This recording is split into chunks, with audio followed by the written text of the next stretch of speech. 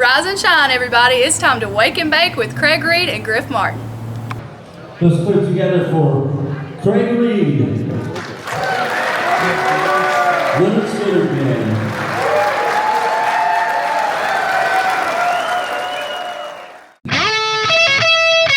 It's the Drum Roadie Show, podcast 278. Action. Alrighty then, fellow Stone Roadie Nation. Looky here, looky here. Hey, this is Wake and Bake, the Morning Buzz episode 150.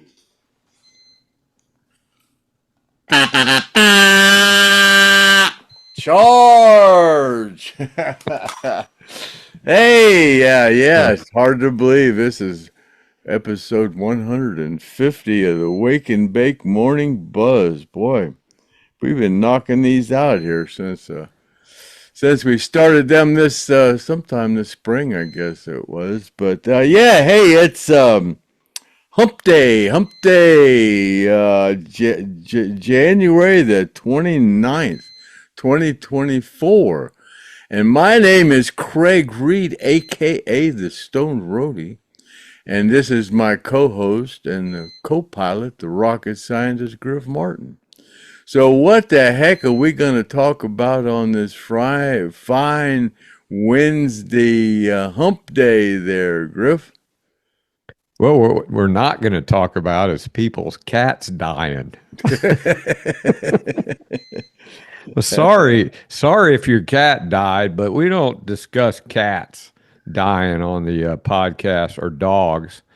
We don't like to talk about when people die on our friends. We don't even want to talk about that. But yeah, you can't please everybody all the time. But there's people that are pissed off about certain things that we do and we don't do or whatever.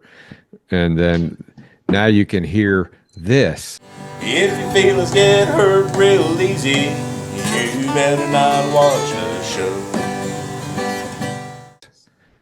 Which is, if your feelings get hurt real easy, you better not watch the show.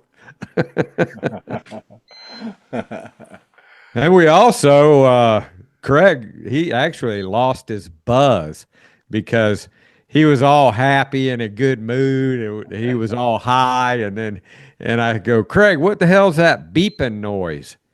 And he's like, I don't hear no damn beeping. And then he finally starts hearing it, and we can't figure it out. So out there in radio land, if you hear a little beeping noise, it's something going on with Craig's computer because it's not coming from mine this time. Usually my reception screwed up, but now Craig's got a beep going on. So that's about the only technical difficulty I think you've ever had, Craig. I can't hear it unless I put the earplugs on, and I walk all around my office here, and I can't hear it. It's one of them. It's one of those frequencies that I lost back in the rock and roll days. Yeah. Yeah, I used to have a watch that had an alarm on it. Beep, beep, beep, beep, beep. I'd be in a room somewhere, and they go, who in the hell's watch is beeping? And I go, oh, it's mine. I couldn't hear it until I put it right up to my ear, but this one's got me puzzled. I don't know. I can't. Yeah, it sounds And I familiar. can't hear it until I put my earphones on. My microphone can hear it, but I can't hear it. Yeah, because when you turn your mic off, I can't hear it. So it's coming through that mic somehow, which if anybody's a technical expert, I'm sure you can probably hear it if you listen close enough. What in the hell is that? Well, if we keep jibber jabbering, you won't be able to hear it. Yeah, it sounds like a heart monitor, and I'm not ready for that sound yet. Oh, I don't have that yet, no. But anyway, Craig, you got on the spiffy jacket there, man. Where'd you get that jacket? Yeah, this is one of those jackets that Javier sent to us. This looks like a large. I can button it. You can see I can button it. And that one's got Lynyrd Skynyrd on the back. This one here is about the same size. It's got Ronnie on the back of it. Had a couple of bids on it for $100 a piece if they were size large, like I said they were. So I thought I would wear it and show you that. Yeah, it fits me pretty good. Do you think that? So you think that's a large? It don't say. Huh? It's a well, some larges are a lot bigger than this, so it's either a smaller large or a large medium. I would go with a large medium because you're Yeah. fat dysphobic. I mean, with your fat dysphophobia, you think everything's large. So It fits I me would, nice.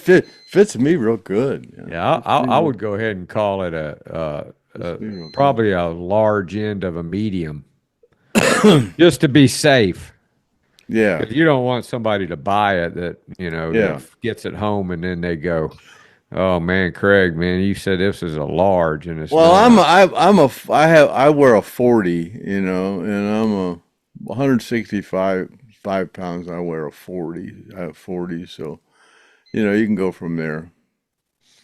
Well, you could, if you get it and it don't fit, you could either go on a diet, and if it's too big, you can eat into it. So, but yeah, so But so you're still taking bids on those two then, huh?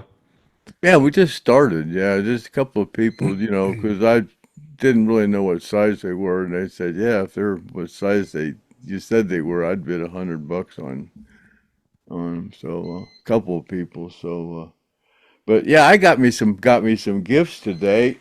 I think TP's promoter buddy sent me another one of these wake and bake Sweet. mugs. So Yeah, which you use. You do Yeah. actually. I got two of them now. Yeah, you actually use those. And you Yeah. said they smoke really good, didn't you? Or is it harsh?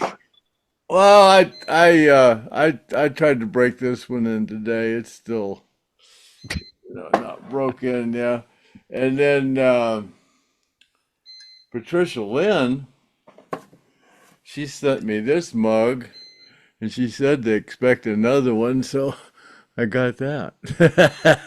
So yeah. And you tried at first, you tried to say Cousin Figel sent you that. She probably Yeah. said, she probably thought, damn, I didn't even get credit for the mug. Nothing tastes good as skinny feels as Stone Roadie. Did she sent both of those to you? Cheers, yeah. Yeah, That's she cool. sent me before she sent me a couple of Trump shot glasses, and then she said she thought she sent me a mug, and I said, no, you didn't send me a mug. But she sent me two shot glasses, and I used them, and then now she sent me these coffee cups. Yeah. Look at us, man. Always getting like little gifts and things. Just like my little Ronnie thing here. I got to brag too.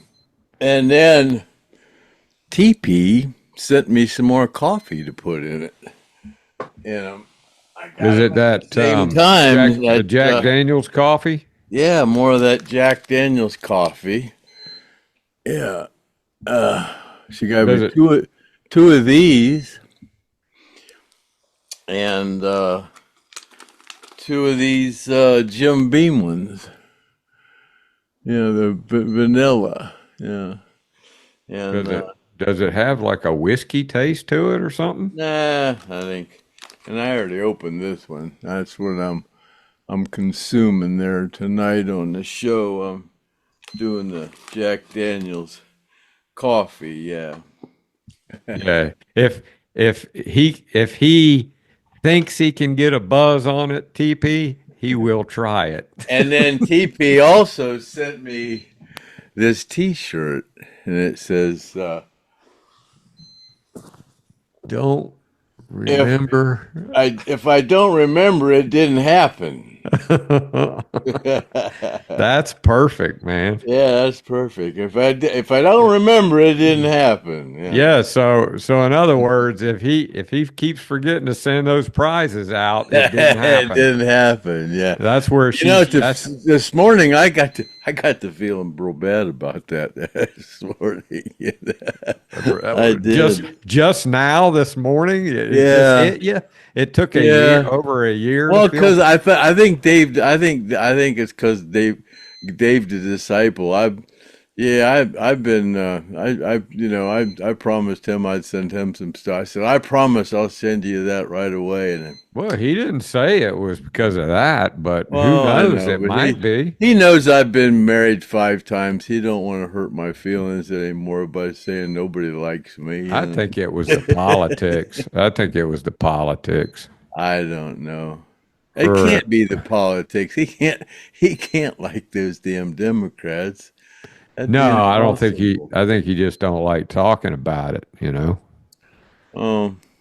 It's just like we're not going to talk about it. Well, everything's cool now. We got Trump down there in North Carolina straightening stuff out, and he's got Trump out there calling them people in California they're a bunch of idiots. And oh yeah, because they don't know they don't use the water they could have, all the water they want. They act like they and I've been hearing for years and years and years about there's no water, and it's only because they don't want it.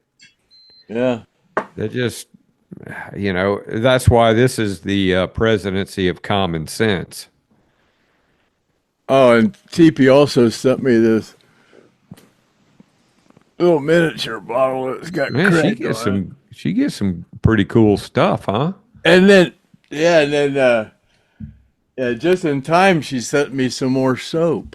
She said this time she sent me some Santa's pipe soap. And in the package she put in there a Christmas card and stuff. She said, "Sorry, this is all late, but I've been coming." This is a freaking expensive soap. This stuff is $10 a bar, man.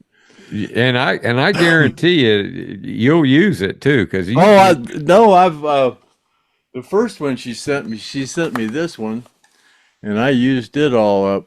Already, these suckers are big. These are huge bars of soap. They last a long time. And then she sent me this one, and I just used that one all up. Gunsmoke. I just used it up. No, just last week. Do they smell different, or is it? Mm-hmm. Yeah, they do. Yeah. And then I got the pipe soap. I was actually looking on Amazon for some more, and I didn't know what to buy, and just a couple days ago I was looking for it. But did she send you some more of that? The pipe. She did? This is she just sent me one of these. Oh, okay. Because I was thinking if she I just opened this up and used it this morning.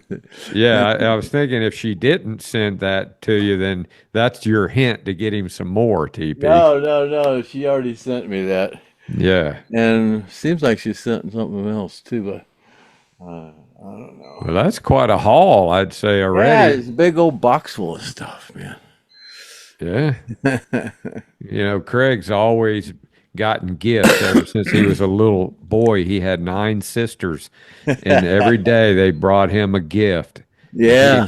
He expected a gift every single day. And he was spoiled as hell. And that's why he wears his little outfits. Everything has got an outfit. No, everything's got an outfit. Yeah. Well, we were going to go go-kart racing. He had his freaking skull leather it was a whole leather suit, wasn't it? It was not leather, it's fireproof. But it's like a jumpsuit. Yeah. Yeah. Yeah, it's a regular fire suit like the NASCAR guys. And a full face helmet. And the helmet, yeah. And I had the shoes and the gloves and everything, man. I know. The shoes, I had the Simpson shoes, yeah. The hat, I had it all, man.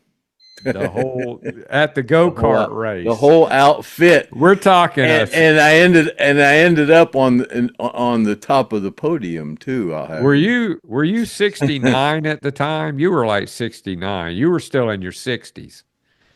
Graduated? No, I'm talking about. No, yeah. How old? Yeah, that was I don't know.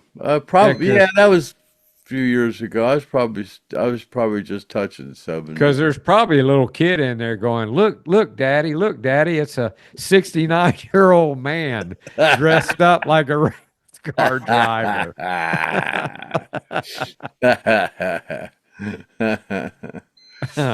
Yeah, but and Craig, he likes to dress up at Halloween, and that's the reason I got him that captain's hat from the airline, and you wear Oh, I all got that everything. stuff. I got the lab coat. Yeah, you got everything, man. You got it going on. Now you got your cowboy hat on.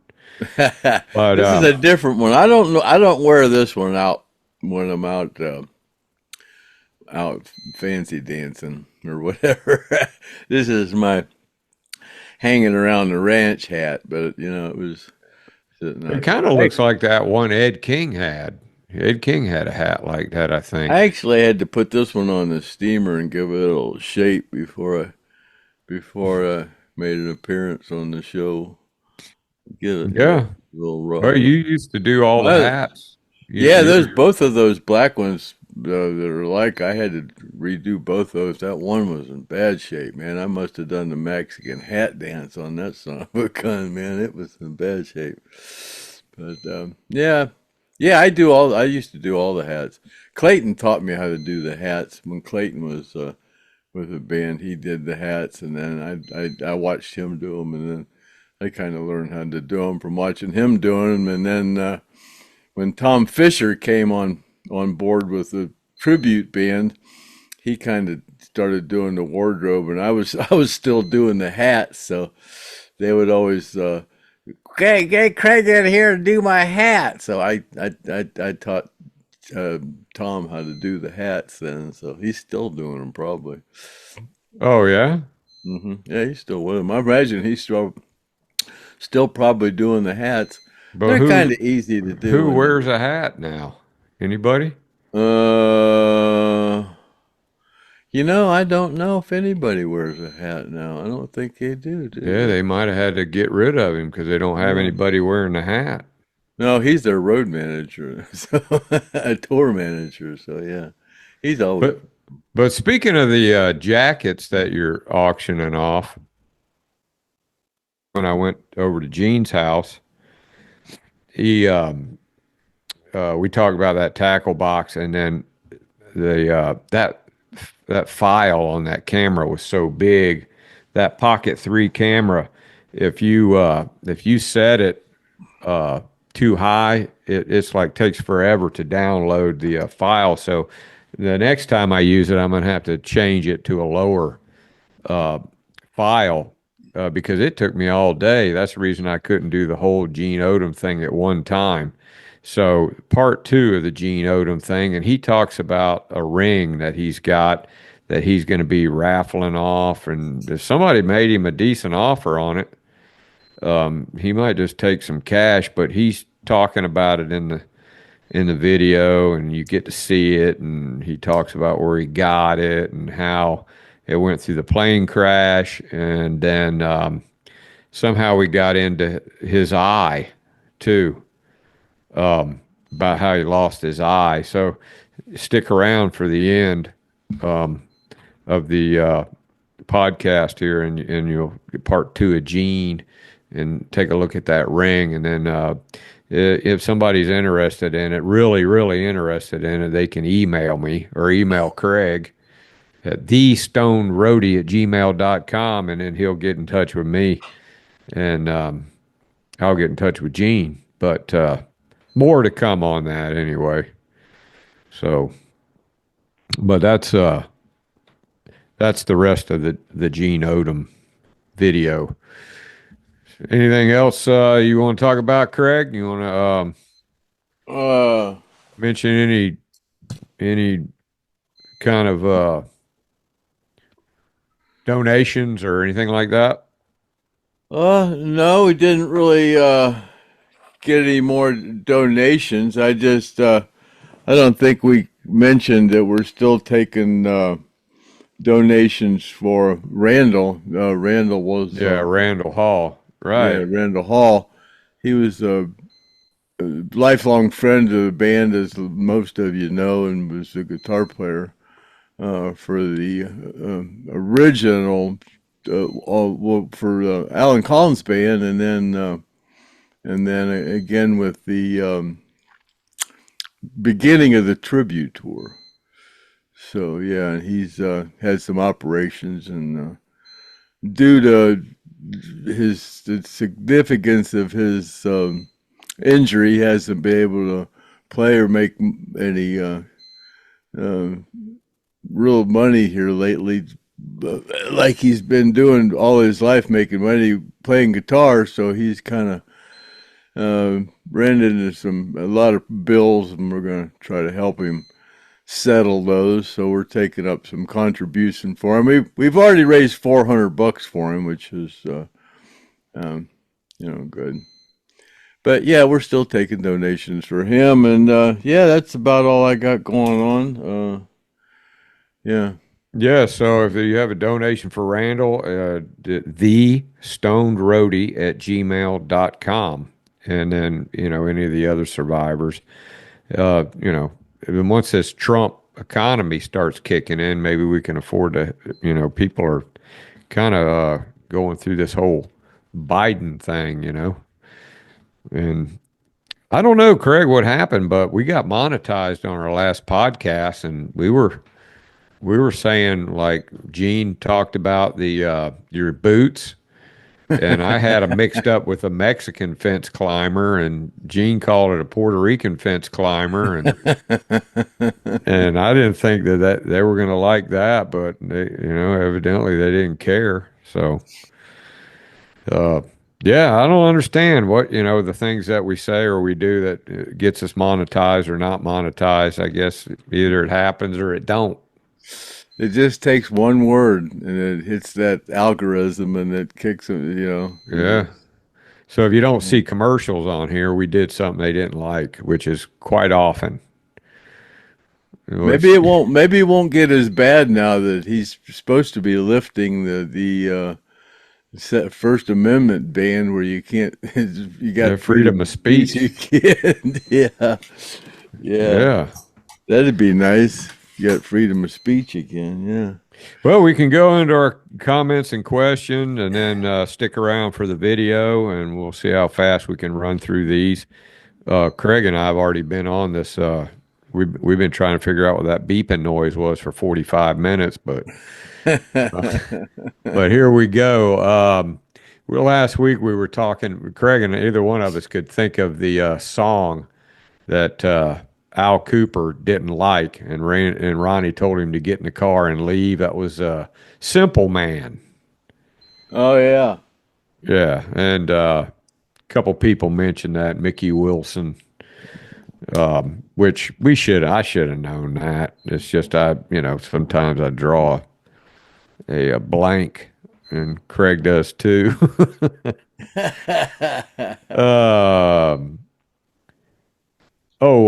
Anthony Witten says he talked to some fellow roadies, Tom George and Mike Sparks, and he says they've got a lot of good stories. Didn't you say you were, who's Tom George? Who's that, Craig? Tommy George was Gary's real good friend, and did a lot of stuff for Gary, and he's a fishing buddy and good friend of all of ours. Yeah, I've been friends with Tommy George for a long time. Tommy George is when Leon gave me that 65 Chevelle, and my buddy Ronnie blew the engine up in it. I needed a place to park it, so I took it out to Tommy George's and left it at his house. And is that the guy? He sat there for about 10, 15 years. And somebody fixed it up. Then they were looking for the title. Yeah, and I still have the title, but I've been waiting for the guy to, the actual owner to, to contact me. If he does, I'll send it to him, but I want to send it to the actual person. Probably don't know you have it, Has it,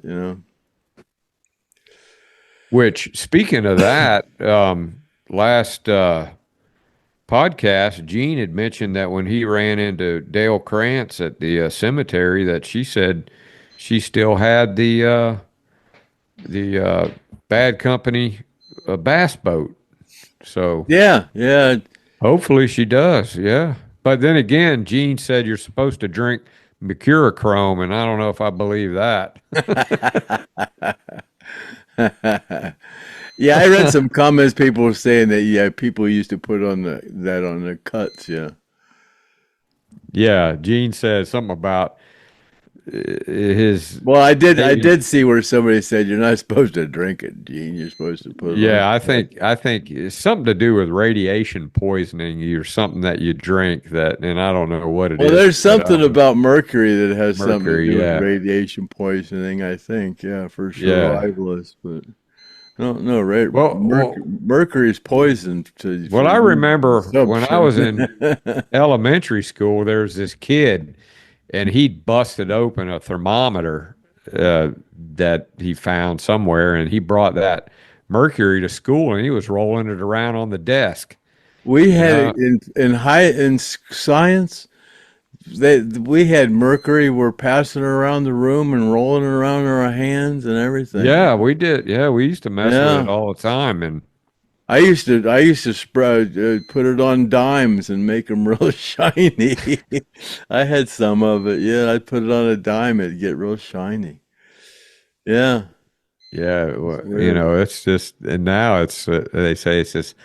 I mean, if you were like to do that and then go eat a sandwich, it might not be a good idea. You had that on your fingers. Oh, if you were to drop a drop of that in a classroom, they would contaminate the whole school till they went through there with a bio. As a matter of fact, we had a mercury leveling system on the crawler transporter that hauled the space shuttle out, and whenever it would go up the ramp to the launch pad, that's how you could tell what degree you were in as far as your angle of approach. And then one time that mercury spilled out on the deck up on the crawler, and they shut it down. That operation was shut down for 24 hours after that till they cleaned every bit of it up. Yeah, that's some serious stuff nowadays. You start talking about mercury. Let me see. Oh yeah, David Sellers, and I was talking about some of those songs that just go on and on and on, like "Bye Bye Miss American Pie" and "Hey Jude." Yeah, that's every time I hear that "Miss American Pie," it's just like it's got to be the longest song there is. Took my Chevy to the levee, and the levee went Yeah, dry. it was just. And good old folks are drinking whiskey and rye and singing this. I mean, I'm sure there's people that like it, but I'm just not into that one. And then that "Hey Jude," that's another one goes on and on and on. But "Freebird's" a long song, but it's entertaining the whole way through. Kimmy, I think she's got an actual question. She wants to know, were you at the Marshall Tucker concert when they played at the Garden State in 1981? And do you know who kept George McCorkle's flute tuned? Well, George didn't play the flute. Jerry Eubanks played the flute. And as far as I know, you can't tune a flute. You can tune a piano, but you can't tune a fish. I don't think you can tune a flute either. I don't know. Kimmy might be able to tune a flute. I don't know. You can't tune a flute. You just blow in a flute. I don't think you can. If you turn, no, you can't tune a flute. Yeah, maybe you just got to know how to put the reed. You can't tune a fish either. No, you can't. I put Jerry's flute together. I put his flute and his sax together. So So she's got McCorkle playing the flute, huh? McCorkle played the bass. Yeah. Jerry Eubanks played the flute, and he was still with them when I was with him in '84. Jerry was with them for a couple years when I was with him, but he's not with them now. Then I took care of his flute and his sax. Yeah, well, that's pretty cool. Yeah, I mean that guy. Those are prominent. That's a prominent sound in a lot of the Marshall Tucker songs. Oh, is that gosh, flute, yeah. man. That guy could play that flute. Oh yeah. He's not around anymore, is he? He's still alive, but he's not in the band. Oh, yeah. I heard he had some health problems or something. I don't know about that. He was pretty No? healthy when I was with him. Was I he? don't think that's the reason he isn't with them, but I don't know. Oh, okay. Then David says Al Cooper plays keyboards and piano on all of the Pronounced. He played mandolin on Mississippi Kid. Billy hadn't joined the band yet, and Al Cooper talks all about that on YouTube. I guess it's where he got this information. He played keyboards on Like a Rolling Stone. Dylan's Like a Rolling Stone, and piano on You Can't Always Get What You Want on the Rolling Stones. Wow, that's pretty good amount. Did you know all that, Craig? Yeah, Al's actually a really good guitar player too. Yeah, he's actually a really good guitar player. Yeah, I mean he's. I didn't know he played I never saw him play mandolin, but he's a really good guitar player too. Yeah, he's been on a lot of stuff there. Kimmy says, Craig, not everybody can wear a cowboy hat and get away with it, but you can. Well, good. Well, that's a nice compliment, Kimmy.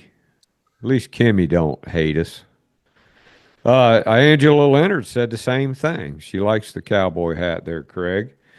And then Patricia says, someone needs to start a band called the Hula Poppers. I guess she liked that word from those Hula Poppers, yeah. From those damn baits that were in that tackle box. Yeah, that's pretty catchy name, the Hula Poppers.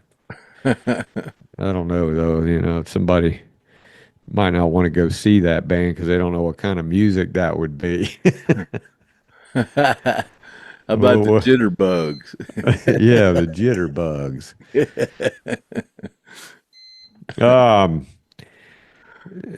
Tina Resco, she says Mercurochrome was used for cuts in the 60s and 70s.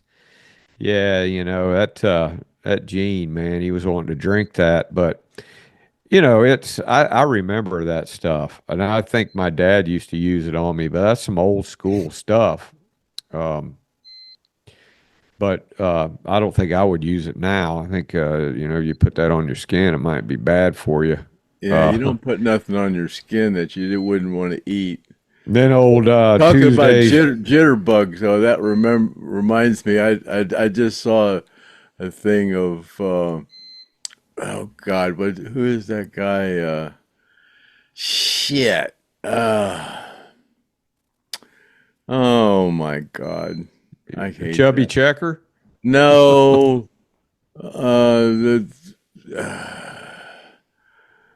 I can't believe I can't think of his name. Yeah, I like to. Oh, I'd like to help you, but I can't read your mind. the black guy that just said, I wonder who the jigaboo is going to be that's going to play at the Trump inauguration. Oh, Snoop Dogg. Snoop Dogg, yeah. No, he said I Uncle wonder Tom. who the jigaboo going to be that's going to break down and play at the Trump inauguration. Yeah, and then it ended up to be him. I didn't. Hilarious. Did Snoop Dogg play at the inauguration? Yeah. Oh, Yeah. I didn't see that. Yeah, from what I understand, I wonder who the jigaboo going to be to go and break down. Then and he play at said the it's Trump some Uncle inauguration, Tom. and then he did it. Yeah, he said so. I didn't know he played at the inauguration. That's from what I understand, he did. I thought I watched the whole I could thing. be wrong, but I don't think I am. Yeah, and then Tuesday's Gone was laughing about the Puerto Rican fence climbers. Gene zeroed in on those boots right away. You got your boots on right now, Craig? No.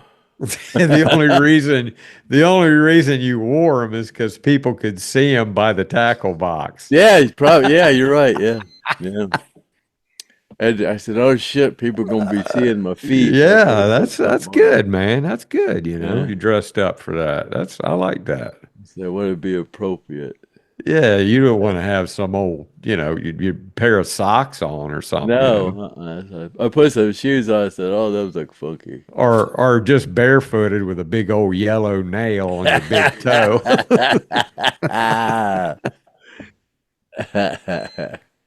Yeah, we wouldn't want to see that, would we, ladies? Oh, let me see here. Oh, remember we were talking, and Tuesday gone was, I think, I don't know if he's the same guy. He was looking for a picture of the band in a limo, but I guess what it was there's supposedly a picture of Ronnie in the limo, and that was the last picture taken of him at Greenville. Does that make Yeah, sense? yeah. Yeah. I remember that picture. Yeah, I forgot to And go. I think that might be the last picture of him taken. And then there's one of him on stage that they say it was the last picture of him on stage, which is kind of crazy.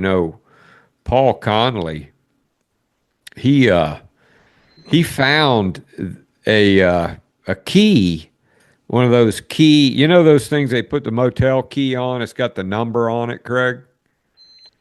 Uh-huh, yeah. Yeah, the motel key number with the key on it. Well, he found a piece of that at the crash site, and he didn't know what it was, and it was bothering him because he says, "I know I've seen that before, but it was only a piece of it." And come to find out, it was a hotel key from that motel in Greenville. And Oh, really? yeah, and he found another one online somehow that somebody was selling, and so he got it, and now he's got one that wasn't on the plane that somebody had, and then he's got one that was on the plane that's broken, which is a pretty cool story. I'm You know, sure. that I'm sure. crash- I'm sure I still have the one mine. That crash site is a lot like, it does the same thing like arrowheads or whatever. Stuff kind of works up to the surface over a period of time. The rain washes stuff around, moves it around, and rejects it. And you go out there, and there might be a poker chip laying around on the ground out there. And you could be looking out there for hours and not find anything, and then 2 weeks later walk out, there'd be something laying right on top. That's just crazy how it does that. But yeah, that kind of reminded me of that. Winslow Red Cross. It was good to see Gene and going through the tackle box. Yeah, I think it was a lot better for Gene to go through that tackle box than me and Craig because Gene, that was John, that Ronnie was Craig's fishing buddy. So, if anybody can verify anything or have an idea how something is, then yeah, it would be Gene. Then Carol the Cake Girl, man, she is no longer going to leave comments or questions because I did not get recognized when my cat died, and she's went through a very painful experience. Well, we're sympathetic here on the Stone Roadie Show. Don't get us wrong, but I'll be damned, I didn't see it, man. For one thing, or I probably would have mentioned it. But I didn't either. Kathy know. Gotti said, "Did you piss off Carol the Cake, the cat girl?" And I went, "God, I don't know. What makes you say that?" And she says, "Did you say something bad about her cat?" And I go, "God, I'd never say anything. Cat died." And I go, "I'd never say anything derogatory against somebody's pet." She said, "Well, Yeah, so yeah, we don't roll on but here we're like sorry that. your cat, your cat died. Yeah, that's Yeah, yeah. I've never had cats personally, but yeah, when my first Leon died, that was horrible. Oh yeah, You know, I mean, people don't realize that, and they say the fire department even said that if people die in their house, a cat will actually eat its owner. What? And yeah, if yeah, that's a fact. Look it up. Look it up. It's a fact that if you are left in the house with your cat alone and the cat don't have any food, he will start eating you. That's a Wow. fact. A dog won't do it, but a cat will. So that's just a little information there. Um, I mean, I didn't mean to go into a different whole thing there and disrespect Carol, the cat cake girl, but just a little info. I've never really. I've had cats before, but I was never a cat person. I like cats, but like I've had girlfriends that had cats, and I always got along with the cats. Okay, I did get tore up by a cat one time it was a cat that I raised from an eyedropper that I found in the orange grove, and it was a Siamese cat, and that cat turned on me, man, and ate me alive. It bit the veterinarian and everything. They said, do not bring that cat back. So that was an outside cat after that. Um, so Bob Lukowski says he got a kick out of Gene's seizure salad. Did you see that, Craig, with Gene's? Oh yeah, seizure salad. Yeah, I saw that. Yeah. Only Gene come up with that. The guy had a seizure. Were you on that trip? Sturgeon fishing? I think I was. I was on a couple of fishing trips, but I can't. You don't remember the guy passing out, going into a seizure because of the coke and having to take him to the Coast Guard station or any of that? No. Must not have been on There was that one fishing trip I went on, and I was really hungover, bad, and I don't remember much about it. That might have been the one. Yeah, because I do remember you telling me you went on a fishing trip one time and you were hungover. And oh, I was a mess. I was totally. Was that in Washington State? I don't remember. I was. I don't remember. Oh. It's funny, man.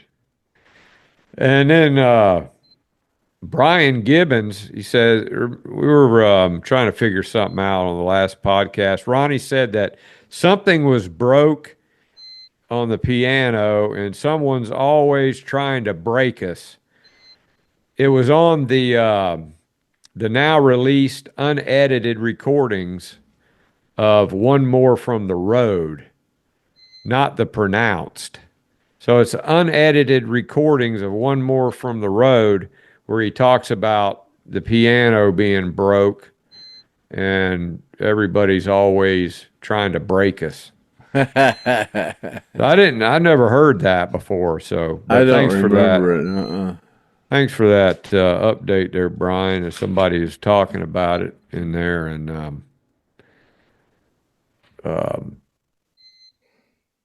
yeah, and then Linda LaCava, our European friend, she says that they got great bread and great food over there.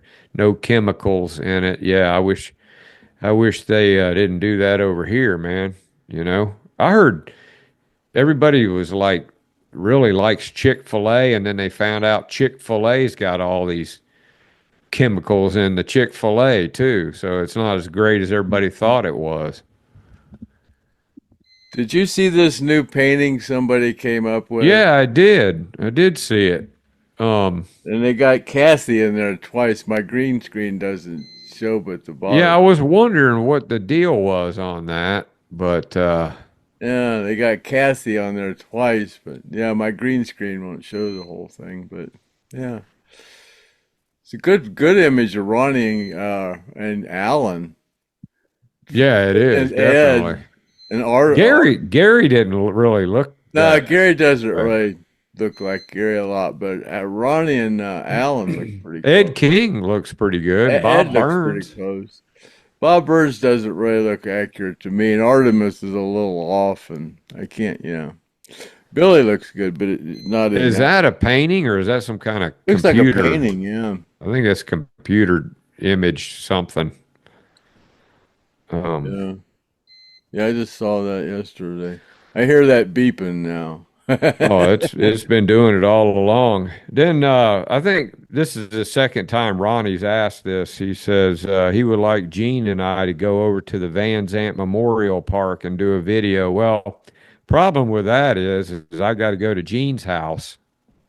I could meet him in Jacksonville, but Gene lives 3 hours from Jacksonville and 2 hours from my house. So it's not like, I mean, it's like 3 hours to Jacksonville. So it's not like it's right down the road there. But next time I go to Jacksonville, which I want to hook up with Joe Crimp and do the and also Derek Hess said he would like to go with us to recreate the trip where Gary ran into the oak tree you're in my way, which is actually a telephone pole, but Ronnie couldn't sing telephone pole you're in my way. So that's why that was a Stone Roadie exclusive. When Derek Hess cleared that up, he said it was not. And Joe kind of couldn't remember because he was stoned too, Gary and Joe were both tore up. So Derek knew because, he knew he worked with the guy that they ran into his carport. And so, but the good news is, well, I'm thinking that telephone pole's probably gone by now. That thing it might still be there. That's what we'll have to check out to see if the telephone pole is still the same telephone pole. That would be cool. Or if even did the telephone pole make it through or did it break the telephone pole? Get some more information from Joe and Derek and see. But at least we know it wasn't an oak tree, right? So it's oak tree, you're in my way, but no, it's a telephone pole. John Afferty says guitar pedals are training wheels for guitars.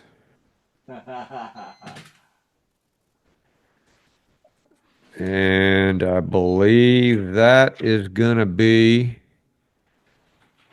There's another thing in here I was going to read, but I can't seem to find it now. But yeah, that's going to be it on the comments and the questions. And you guys stick around for the Gene Odom video, and he talks about the ring and where he got it and shows the ring, and then he talks about going through the plane with it on his hand, and he also talks something about Lacey in there. You guys listen you're going to want to hear this. I was going to cut it out, but I'm going to leave it in there because this Gene said it on the camera. So you guys listen to it and tell me what you think. And if anybody catches it, put it in the comments because it's quite disturbing. So, yeah, take a listen. Gene's got this ring. And what's the story on this ring, Gene? Let's zoom in on that damn ring there. All right. The story is I was wearing this ring when the plane went down, the airplane crash. Yeah, let's look at it again real close there. Let's see if I can I was wearing it on that finger. And when I went through the crash, when I went through the fuselage, I must have tried to cover my face up because those scars are from me going through the fuselage on the plane crash. And there was real deep cuts on my hand. And so when I went through the fuselage, I didn't know it at the time, but obviously the ring had turned on my finger like this. And in the hospital, when I come to a month later, the ring was on my hand like this. So I got to looking at it, and this is two garnets. This is a pink sapphire. This garnet right here was fractured and broken in the crash. In the crash when I went through the fuselage on the crash. Right. So when I got out of the hospital sometime later, I took it to a lapidary guy to see if he could replace that garnet. Oh yeah, no problem. He said, I can replace that. He says it'll be a little bit different than this one because this one's really extremely old, and both of them be a little different. It won't quite match that one. So there's a little difference in it. You can't tell. And I asked him what kind of stone this was in the middle of the ring, and he's looking at it. He says it looks like a really nice rose ruby. And so I left the ring with him. About a week later, he called me up and said, "Hey man, your ring's ready. Come get it." So I went down to the lapidary shop to get the ring. And he told me about the garnet. It's a little bit flatter on top than this one. And he says, you know what kind of stone this is? I said, yeah, you told me it was a nice rose ruby. He said, I was wrong, Gene. When I put it up under my light thing, he said, it's a pink sapphire. He said, that's kind of a rare stone. A pink sapphire is a rare stone. So that's the story of the ring. And it's got a lot of Black Forest history because the guy that gave it to me, my neighbor, died in January of '77. His name was Gordon Hess. His Hess family was from the Black Forest of Germany, and he had this ring made. This is one of a kind. And there's a story behind the Hess family from the Black Forest of Germany. Not to be confused with Derek Hess. Not to be confused. I told him this story, he couldn't believe it. Really? Yeah. I said, your family come from the Black Forest. And I said, so when he died, he had one relative up in Winston-Salem, with the CIA. I think said he was CIA. He came down to clear it. When Gordon died, he froze to death. He had senile or something. I took him to the hospital, and he died shortly after that. So his relative came. I mean, he asked me you have any idea, you know, where the family crest ring is? I said, yeah, I have it. He told me to keep it before he got real sick, and keep an eye on it. So I got it for him, give it to him. And so he got the family crest ring. And then he says, we need to find the family crest. It's a black bear skin, and it carved into the skin is the Hess family crest. It's like the ring. And I said, well, some stuff we went to the attic, and we found it rolled up. People rolled it out. There it was, that black bear rug with that family crest in it. And then he says, Gene, he says, I need to find the blueprints to the piano. I said, I don't know about that. He said, yeah, he said, Gordon's got the blueprints. The Hess family built the very first upright piano in the United States, way back. He said, we have the blueprints. Gordon's got the blueprints for the very first upright piano built in the United States. Sure enough, we went through there and found it. There's the blueprints, old blueprints for the first upright piano built in America. Yeah, those Germans, man, they're very intricate. And that ring's part of that Hess from the Black Forest, you know. Well, you want to sell it, right, or raffle it off? What I want to do is, this cancer scare has made me realize I'm 76 years old and I'm getting up there. And so I want to go back to Germany, where I was in the Army, stationed at. I want to go spend about a week there and visit around and see where I was in the Army.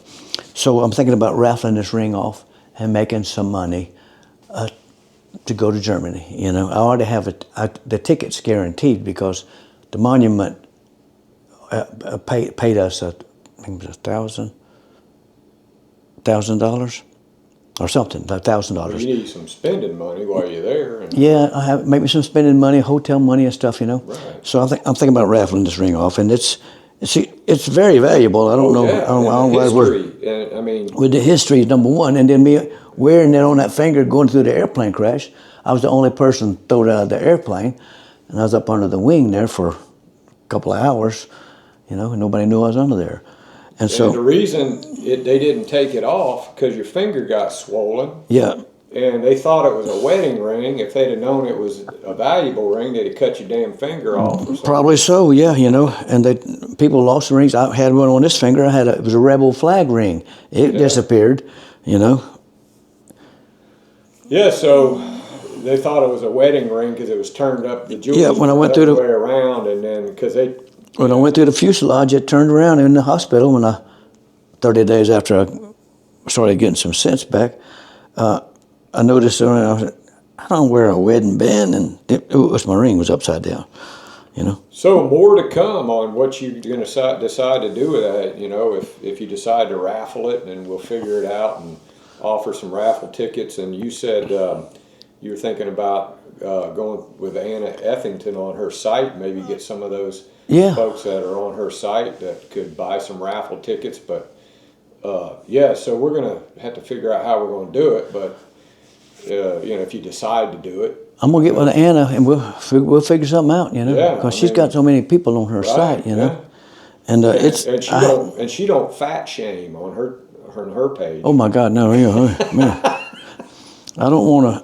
I hate to think about getting rid of it, but I know my grandkids and stuff. They're not jewelry people or nothing like that, and I want to go back to Germany so bad before I die, where I was stationed in the Army, and this will help me do it. And this has a tremendous history behind it. And plus, man, that's that ring right there. I mean, being on that finger when I went through the fuselage, and went through the fuselage, and had it on your hand the entire time. Now it's, you know, on video, and me being the only person thrown out of the plane. You know, I talked to Dwayne here the other night. You know, and because when I crawled out, Billy Powell said, "Hey, somebody come help Gene," you know. And I asked Dwayne, I said, "Well, how long do you think I was under there?" He said, "It took us an hour and a half to get people out of the plane, and nobody got there for an hour." So a couple hours.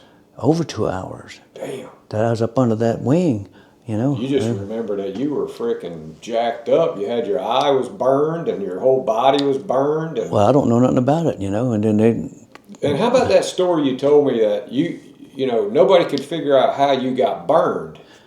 And then you were on a flight somewhere. I was going I think I was going to Mississippi 30 days after I got out of the hospital. I wanted to go back to the crash site. And I was sitting on the plane. I flew to Jackson and rented a car, flying to Jackson. There was a guy sitting next to me. And you were still wrapped up in some bandages and stuff. That burn mask and stuff on, you know. Yeah, and he was asking me, what about, because I was the first person in Florida to wear the Job's pressure garments. One of the first people in the United States to wear the new Job's pressure garments. And he asked me what happened. I told him, I said, I was in a plane crash. And he said, I remember that on the news, the Lynyrd Skynyrd band. I said, yeah. And then, so I told him, they thought it was battery acid or hot motor oil that burnt me. That they didn't know. And so he looked at some pictures I had. Oh, no.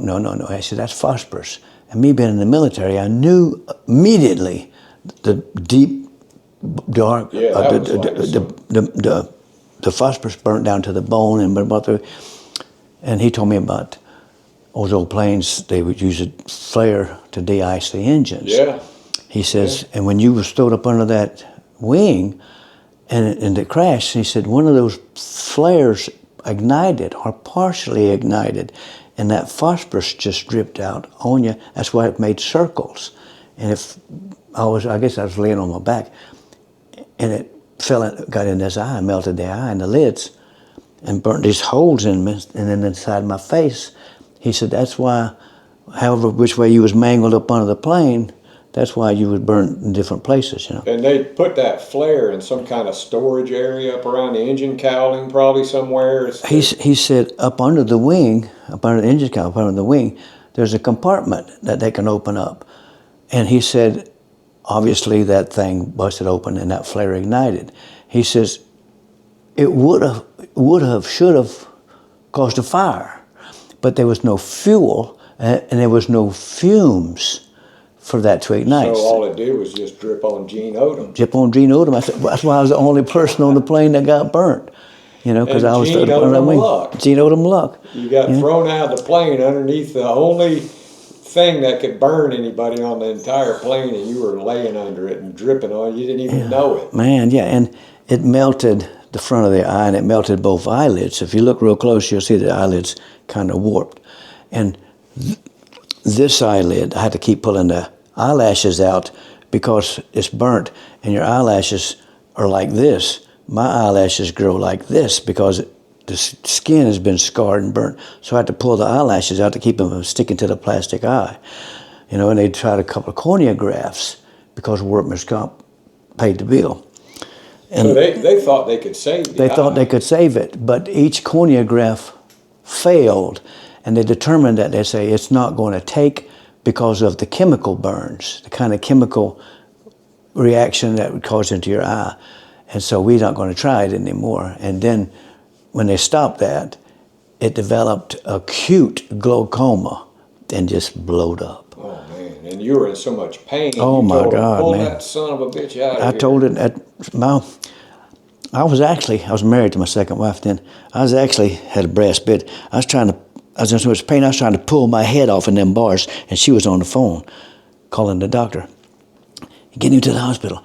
And the pain was so bad, and I got in the car, she drove me to the hospital. And the doctor met me in the ER. And he says, I told him, I said, you're going to take it out right now, or I'm going to take it out. And I'm going to take my pocket knife and I'm going to pull it out and cut it off. He said, Mr. Odom, we said, we're going to get it out. We got to. But first I want to check you. He sent me in the chair. He checked the pressure. And when he checked the pressure, he screamed at his nurse, get the OR ready immediately. That thing was about to explode. And he told me later, he said, when I had to take the pressure off, when I made the incision to take the pressure off, your optic fluid squirted all over my mask. He said, I've never seen that before. I said, well, the pressure, he said, Mr. Odom, he said, unbelievable.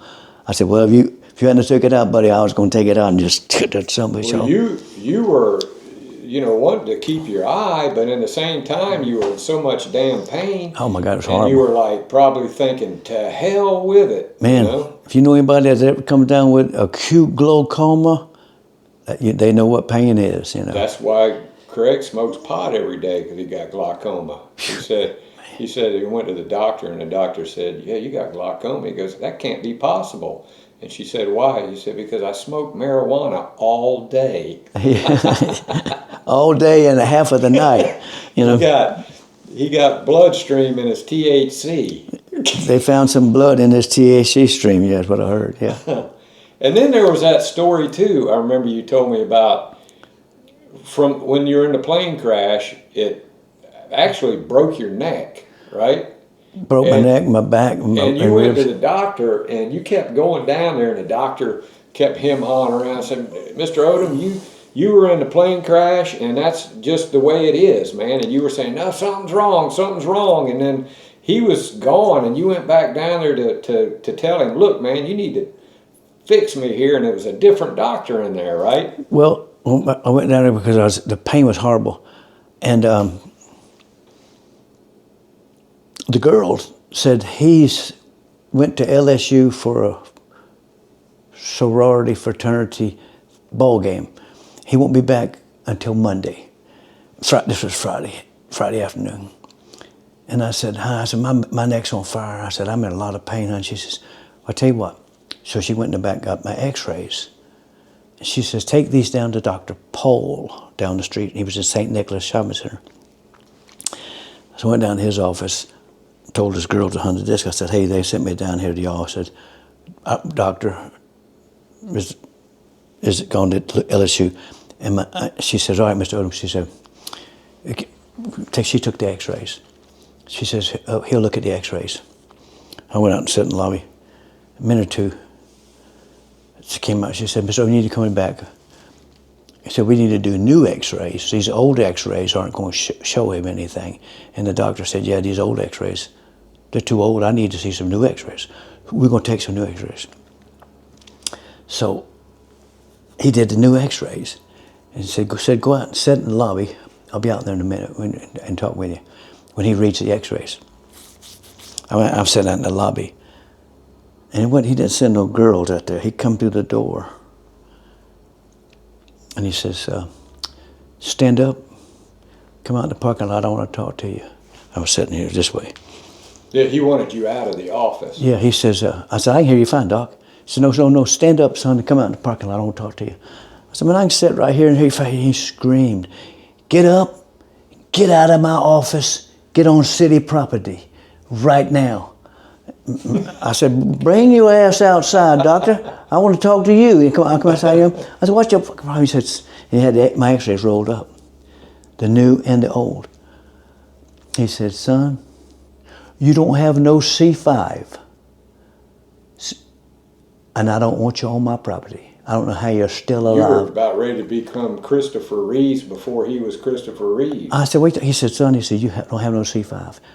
He says, take this back to your doctor's office. Don't hit your brake. Don't turn your head sharp. Don't do nothing. Don't sneeze. Don't cough. Just get these back to your doctor. Did he give you a neck brace or anything? No, he didn't want me off his property. He didn't want to be sued. He didn't want me. No. So anyway, I took him back to my doctor's office. I said, hey, she said, Mr. Odom, Dr. Sharp will be back Monday morning. He'll read the x-rays. Monday is... So that's Friday, Saturday, Sunday, Monday. Monday. That's a long time to go without So I'm C5. home. I'm home Sunday after Sunday sometime. I was married at my second wife at the time. Sunday, his office called me. Mr. Odom, Baptist Hospital. Cut to Baptist Hospital immediately. Have somebody drive you. Take it easy. Don't do anything. Don't, you know. So we drove over to Baptist Hospital. There they are in the parking lot. Him, orderlies, a couple nurses, and they got me out of the car. I mean, neck brace and everything. This is the guy that told you there wasn't nothing wrong. Oh yeah, neck brace, back, everything, and they got me on, and rushed me into surgery. He took parts of this hip off to make me a C5. And didn't they put like a cadaver bone in there? And then No, that was another one down there, another surgery down the road. Yeah, because that's the one where you said it came from a black guy, and that's why you like watermelon. Yeah, that was another. I've been worked on so many times, but he took 3 pieces of my hip out and made me a C5. So the next day, when I was come to, he comes in there, He's just kind of humble this time. He said, Mr. Odom, he said, man, he said, I don't know what to say. I said, for 18 months I've been complaining to you. He said, son, he said, you can sue me for malpractice. You were just happy to know that you found out what was wrong. Yeah, he said, you were just like with the prostate cancer thing. The guy's like, yeah. Mr. Odom, I don't know how I misdiagnosed you. And you said, I don't give a damn, man. I'm just glad I don't have it. Yeah, he was real humble. I said, I'm not going to sue you. I said, I hope you learned something. He said, I won't never, ever do nobody like that. So what did they do? Put a plate in there, or what they? Well, he built me a C5 out of my bones, and then it growed, growed.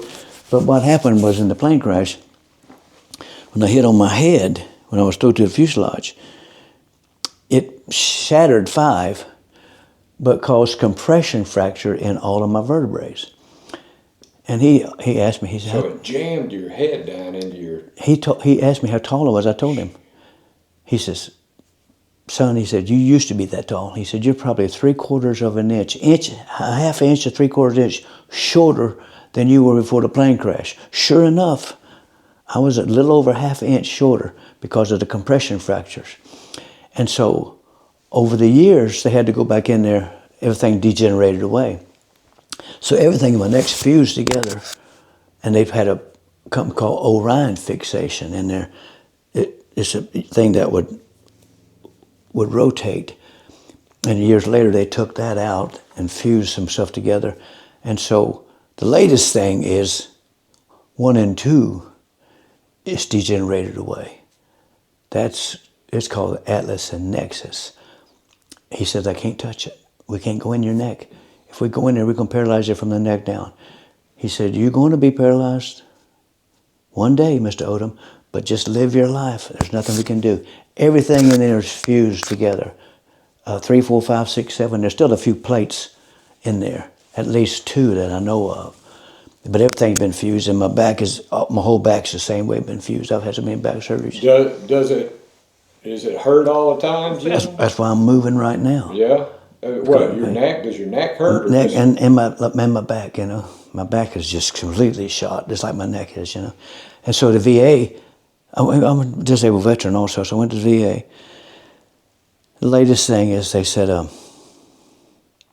your neck, we're going to send you to an outside neurosurgeon. So they sent me to an outside neurosurgeon. And they did an MRI and a CAT scan, and they sent him the CD.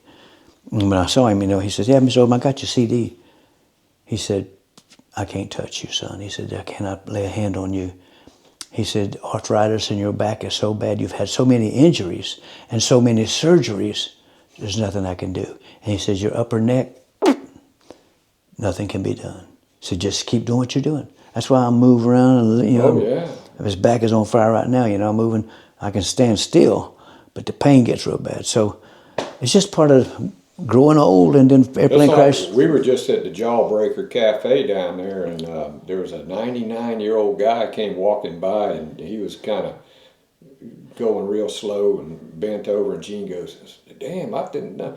I never ran into somebody who looked worse than me. You know? 99 years old. It was outside the marijuana shop. Yeah, outside of the goes, that guy right there goes to the Jawbreaker, which is called Papa J's, and eats every day. He has a bacon BLT. A BLT. And he's 99 years old, and he drives every day, and he lives, how far is that? Bushnell.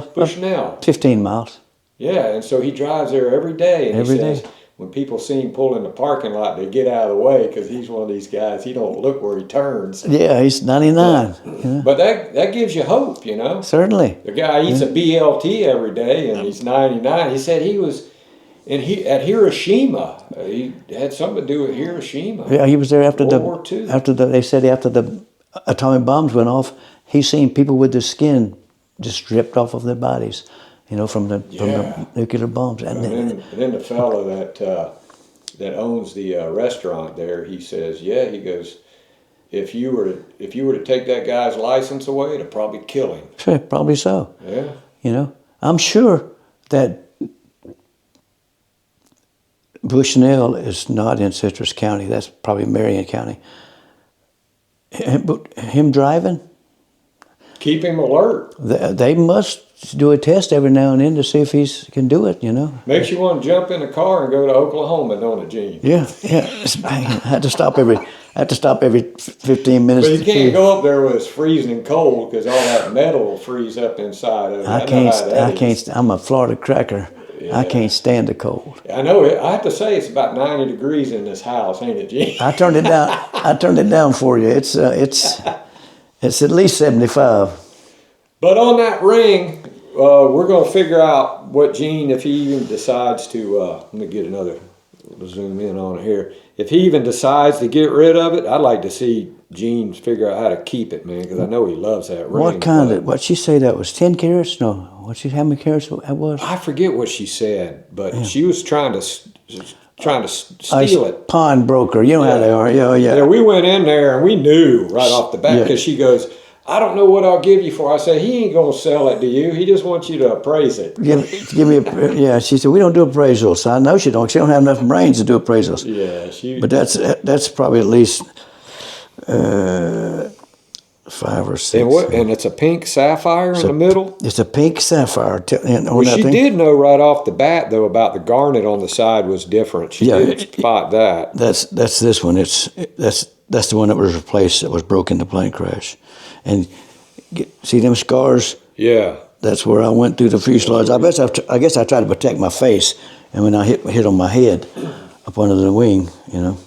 Well, you know, I heard a lot of stories about people missing jewelry that they had and stuff like that, and that ring was on there stuck because the finger was so swollen. They probably couldn't get it off. And it's just a wedding band anyway. We won't steal that.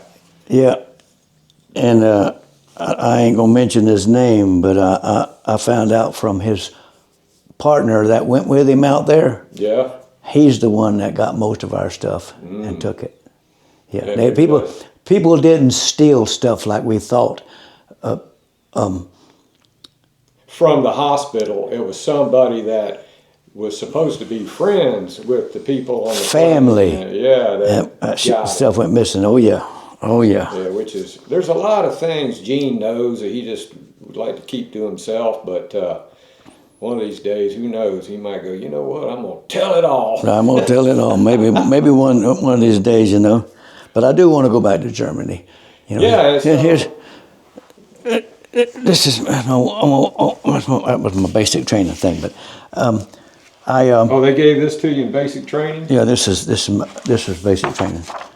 And after I went through secondary training in Oklahoma, Is the base still there? In Germany? Yeah. Somebody told me, said, oh yeah. Would they let you on the base too? Possibly. Probably would if they knew. Possibly, if I can tell them, give them over there, just give them my rank and my name and everything. You know, they can pull up that. You know, and I show my military card and my driver's license. Of course, I'm sure they will. You know, yeah, that'd be cool. And let's say it was wartime or some kind of. How long were you stationed there? 2 years. 2 years. 69, 71. And that's kind of close to Munich, isn't it? This is a little bit north of Munich, yeah. Yeah. Yeah, I was in Munich in like 2000, and beautiful. That was before it got ruined with all these damn people. They got immigrant problem over there. Oh yeah. Worse than we do. And so. All right, Gene. So that's the story on the tackle box, and then we got a couple other stories about the ring there. And you gonna put this on the podcast? Yeah, and this is the Robert Wheatley camera that I'm using here. Robert Wheatley gave me. I appreciate this camera, Robert. I got Gene mic'd right there, and so I think it's going to turn out pretty good. And I hope everybody enjoys it, because Gene's always got some good shit to talk about, you know.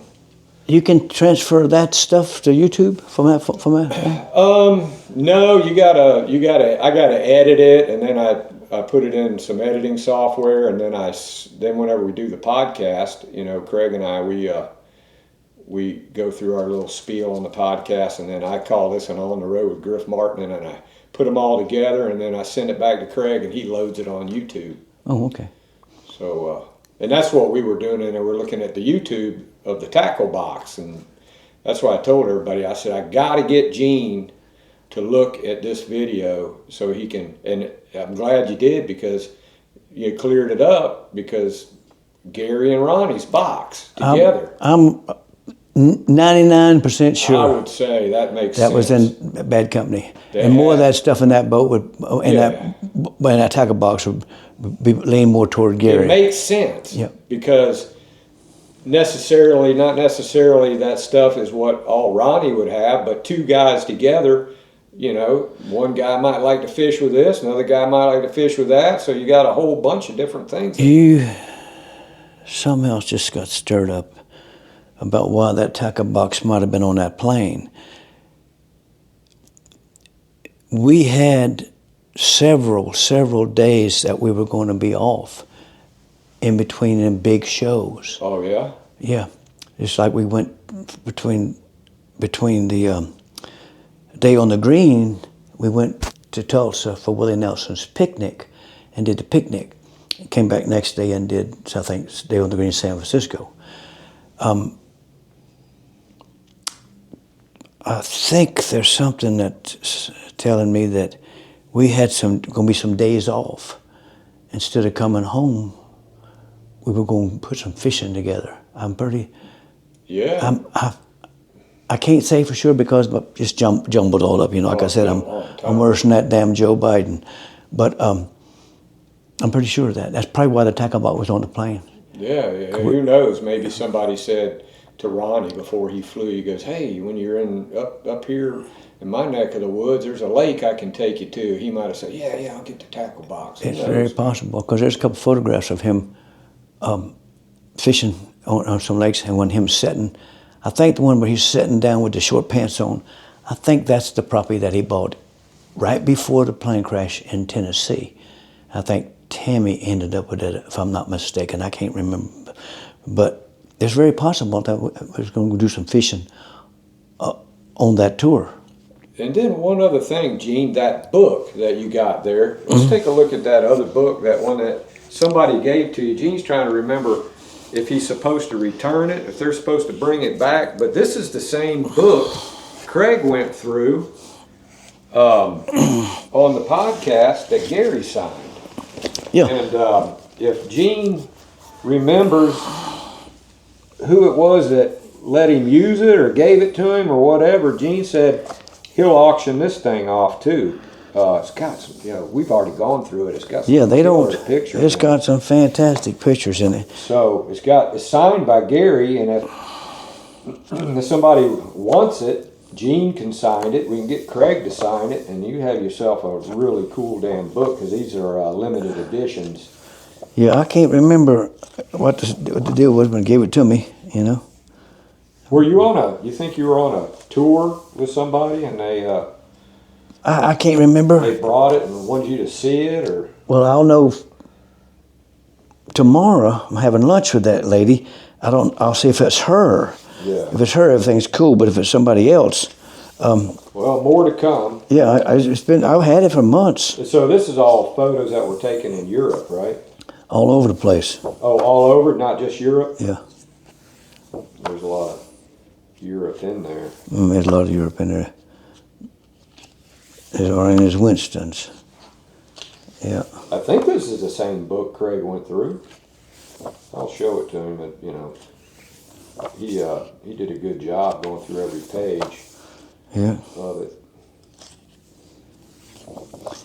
This was some of this was in Japan also. Oh, another thing too, I was going to ask you, Gene. Somebody sent me an email, and it had some pictures in it.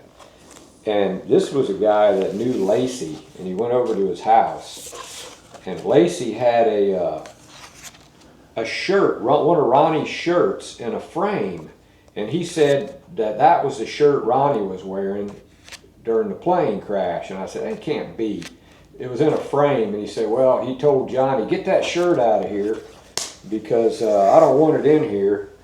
But I think it's probably Johnny. Do you remember a shirt being in a frame over there at Lacey's house? I think I do, and I'll tell you. Let me get up I here. got the picture of it. Well, see, I'll tell you something people don't know. That after the crash, Lacey went out there. Don Barnes, 38 Special, went with Lacey. And a fellow named Mike Kinnaman, friends of the family, went out there to identify Ronnie's body and to be with Lacey.